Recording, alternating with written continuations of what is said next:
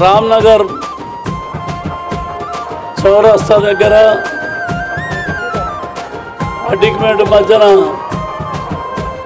బతుకమ్మ ఉత్సవాలు గత కొన్ని సంవత్సరాల నుంచి ఇది బ్రహ్మాండంగా నిర్వహిస్తున్నారు. ఈరోజు స్థానిక కార్పొరేటర్ మిస్టర్ జయరాం రెడ్డి గారు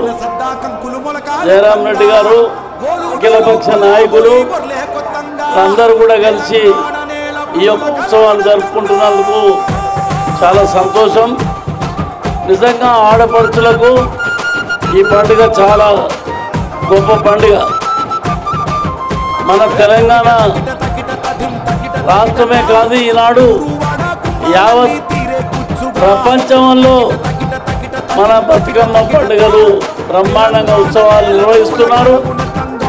కవిత గారు ఈ యొక్క బతుకమ్మ ఉత్సవం తెలంగాణ ఉత్సవం సందర్భంగా దేశ విదేశాలకు వెళ్ళి ఈ బతుకమ్మ ఉత్సవాలు నిర్వహించడం జరిగింది.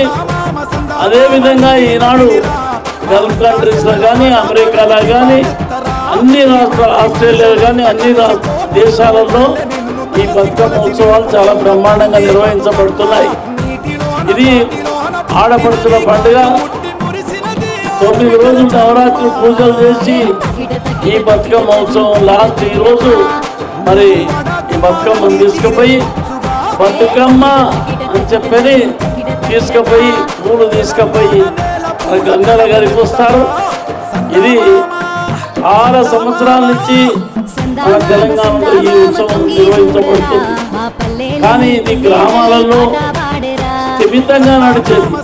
కానీ తెలంగాణ ఉద్యమం సందర్భంగా దీన్ని బ్రహ్మాండంగా విరివిగా ఒక సాంస్కృతిక కార్యక్రమం కింద తీసుకొని దీన్ని బ్రహ్మాండంగా నిర్వహించడం జరిగింది. అదేవిధంగా ఈనాడు జరుగుతూ ఉంది. మరి ఈనాడు బతుకమ్మ పండుగ సందర్భంగా వేలాది మందికి మరి చీరలు కూడా ఇవ్వడం కూడా జరిగింది రాష్ట్ర ప్రభుత్వం తరఫు నుంచి. మరి తెలంగాణ రాష్ట్రం వచ్చిన తర్వాత బోనాల పండుగకు, మరి అదేవిధంగా రంజాన్ పండుగకు, మరి క్రిస్మస్ పండుగకు, అన్ని పండుగలకు మన తెలంగాణ రాష్ట్ర ప్రభుత్వం మంచి మర్యాద ఇచ్చి అందరికీ సన్మానం చేసి భోజనాలు పెట్టి బట్టలు ఇచ్చి మన ముఖ్యమంత్రి గారు చాలా బ్రహ్మాండమైన కార్యక్రమాలు తీసుకుంటున్నారు.